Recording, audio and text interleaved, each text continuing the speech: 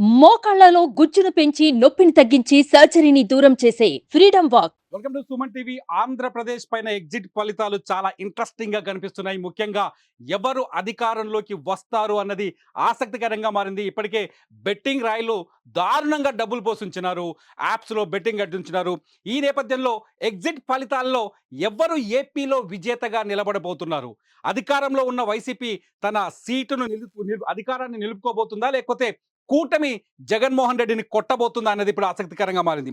తాజాగా ఆరా మస్తాన్ రావు గతంలో అనేక సర్వేలు తీసుకొచ్చారు.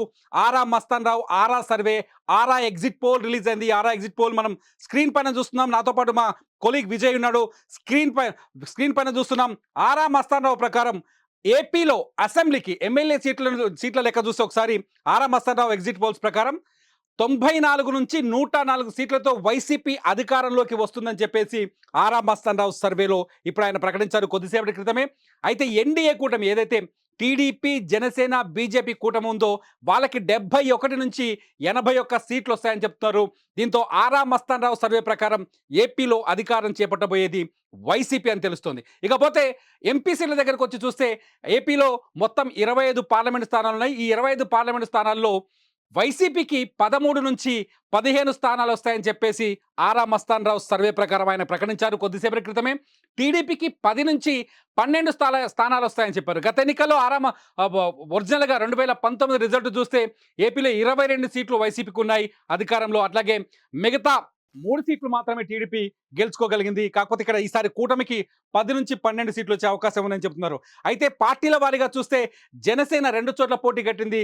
జనసేన 2 చోట్ల విజయం సాధిస్తుందని చెప్పుకొచ్చారు. ప్రస్తుతానికి ఈ అంశం పైన పూర్తిగా ఒక విశ్లేషణలోకి వెళ్దాం. మా కొలీగ్ విజయ్ చాలా స్పష్టంగా అర్థమవుతుంది. ఆరా మస్తాన్ రావు రిజల్ట్స్ మన స్క్రీన్ మీద చూస్తున్నాం.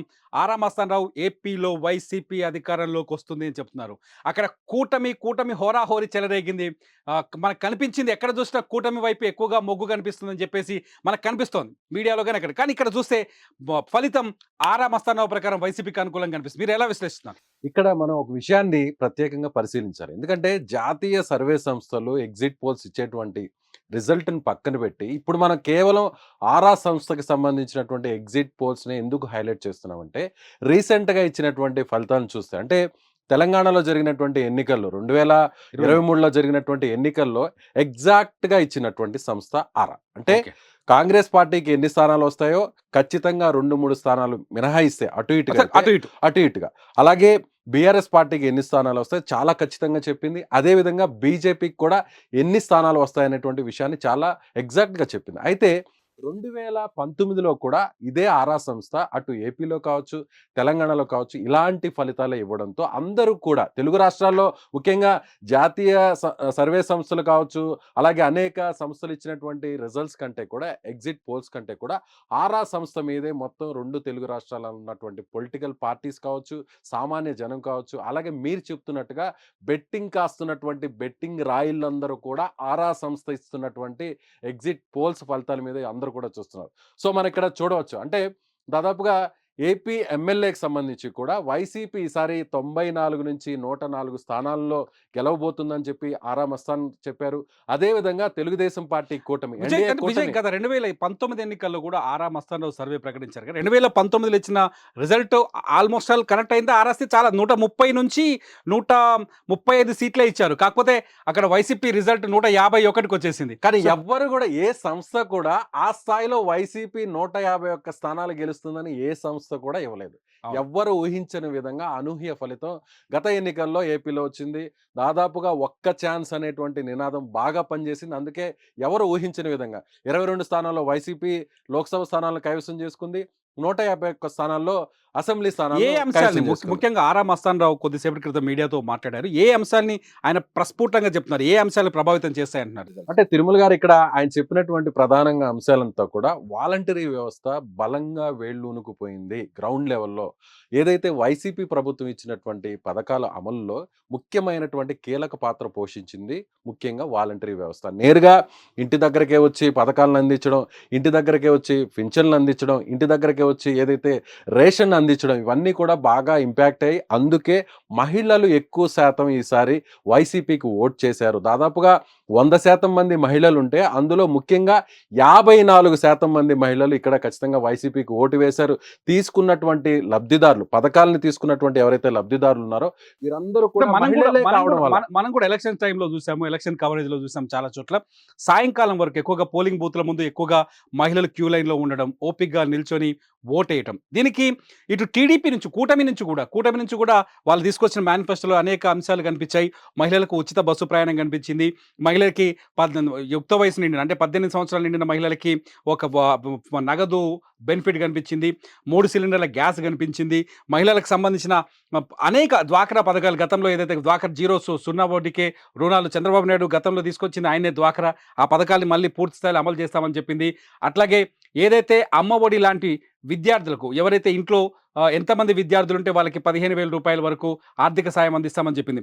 ఒకవేళ వైసీపీ సంక్షేమ పథకాల్ని ఆధారంగా చేసుకొని వాలంటీర్ల వ్యవస్థ ద్వారా వైసీపీ ఓటర్ అందుకున్న పథకాల్ని సేమ్ అవే పథకాల్ని మంచి బెనిఫిట్‌తో పాటు అధికంగా మహిళలకి ఇంకా ప్రాధాన్యతనిస్తూ వీళ్ళు మేనిఫెస్టో రిలీజ్ చేశారు. ఇది మహిళలను ఆకట్టుకోలేకపోయిందంటారా? అంటే ఇక్కడ ఆరా సంస్థ చెప్తున్న దాని ప్రకారం చూస్తే ఖచ్చితంగా కేవలం 2% మార్జిన్‌తోనే వైసీపీ ఇక్కడ గెలవబోతుందనేటువంటి విషయాన్ని ఆయన చాలా స్పష్టంగా చెప్పారు మస్తాన్‌రావు.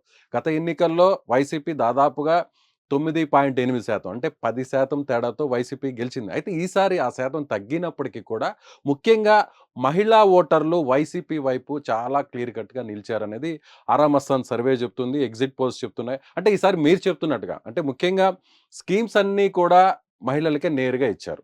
ఎక్కడా కూడా అమ్మఒడి కావచ్చు, ఏదైతే ఆసరా కావచ్చు, చేయూత కావచ్చు, ఇలా పెన్షన్స్ కావచ్చు, ఇవన్నీ కూడా ముఖ్యంగా మహిళలకి ప్రధానంగా హై ప్రయారిటీ అనేది మొదటి నుంచి కూడా వైసీపీ ఇస్తూ వచ్చింది. ముఖ్యంగా ఇక్కడ మీరు చెప్తున్నట్టుగా చంద్రబాబు నాయుడు కూటమి కూడా కొన్ని పథకాలను అదేవిధంగా మహిళల్ని ఆకట్టుకోవడానికి 3 గ్యాస్ సిలిండర్స్ సంవత్సరానికి అని చెప్పింది.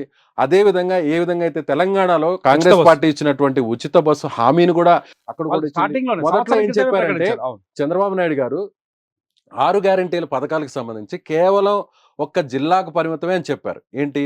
ఉచిత బస్సు ప్రయాణం. ఓకే. అయితే తరువాత ఎక్కడైతే కాంగ్రెస్ పార్టీ ఇక్కడ గెలవడం జరిగిందో దాన్ని రాష్ట్ర స్థాయిలో కూడా అమలు చేస్తున్నట్టుగా ప్రకటించారు. అంటే ఇక్కడ వైసీపీ గావచ్చు, టీడీపీ కూటమి గావచ్చు ప్రధానంగా వుమెన్ ఓటర్స్‌ని టార్గెట్ చేశారు. కానీ ఈ విషయంలో ఆరా మస్తాన్ సర్వే ఏదైతే ఎగ్జిట్ పోల్ ఇచ్చినటువంటి ఫలితాలను కానీ చూస్తే ఖచ్చితంగా ఇదే ఆరా మస్తానరావు కొద్దిసేపటి క్రితం సర్వేలో పురుషులు 52% మంది కూటమికి వైపు నిలబడ్డారు. కూటమికి ఓటేశారు. మహిళలు 56% మంది వైసీపీ వైపు నిలబడ్డారు. ఎందుకు పురుషుల్లో ఉన్న ఈ విద్వేషం అంటే ప్రభుత్వం మీద ఉన్న ఈ వ్యతిరేకత మహిళల్లో ఉన్న అనుకూలత పురుషుల్లో ఎందుకు కనిపించలేదు అని? అంటే జగన్‌ని ఇక్కడ నమ్మారనుకోవచ్చు. అంటే చెప్పిన మాటని చేశాడు.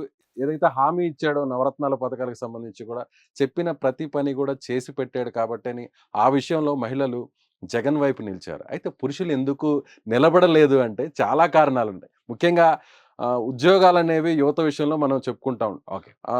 అంటే ఎవరు కూడా ఊహించిన స్థాయిలో ఇక్కడ డెవలప్‌మెంట్ జరగలేదు.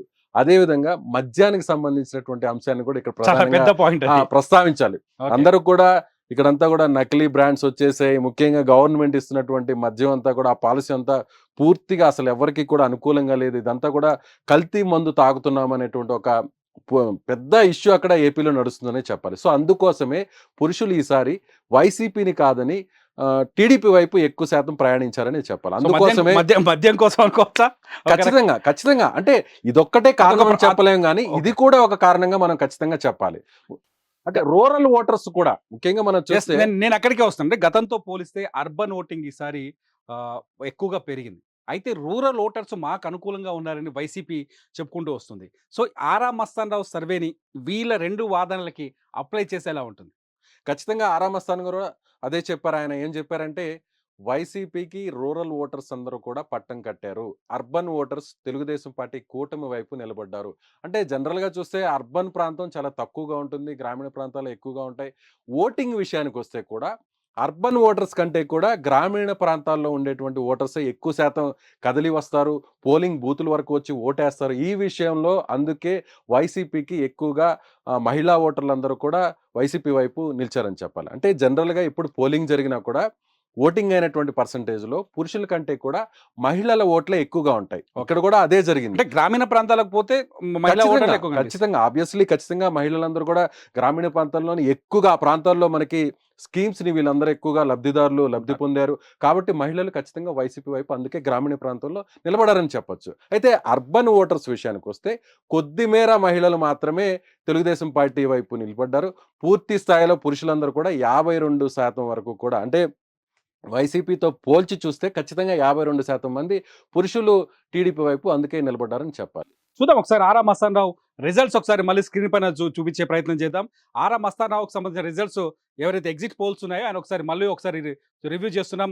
ఆంధ్రప్రదేశ్లో మొత్తం 175 అసెంబ్లీ స్థానాల్లో వైసీపీ 94 నుంచి 104 స్థానాల్ని, ఎన్డీఏ కూటమి ఏదైతే బీజేపీ, టీడీపీ, జనసేన కూటమి 71 నుంచి 81 సీట్లని మొత్తం హోరాహోరీ పోరి జరుగుతున్న గెలుచుకుంటారని చెప్తున్నారు. హోరాహోరీ పోరి జరిగే అవకాశం ఉన్నట్టుగా స్పష్టంగా కనిపిస్తుంది యాజ్ పర్ ఆరా మస్తాన్ రావు సంబంధించి. ఇకపోతే ఎంపీ సీట్లలో కూడా వైసీపీ 13 నుంచి 15 సీట్లు, కూటమి 10 నుంచి 12 సీట్లు గెలుచుకుంటుందని చెప్పేసి ఆరా మస్తాన్ రావు తన సర్వేలో తెలియజేశారు. జూన్ 4వ తేదీన ఈ ఆరా మస్తాన్ రావు సర్వే నిజమవుతుందా లేదా అనేది ఆసక్తికరంగా మారింది. చూద్దాం జూన్ 4వ తేదీన ఒరిజినల్ ఎగ్జాక్ట్ పోల్స్ ఎలా వస్తాయో చూద్దాం. చూస్తూనే ఉండండి సుమన్ టీవీ. సుమన్ టీవీలో మీ పర్సనల్ అండ్ బిజినెస్ ప్రమోషన్స్ కోసం కింది నెంబర్కి కాంటాక్ట్ చేయండి.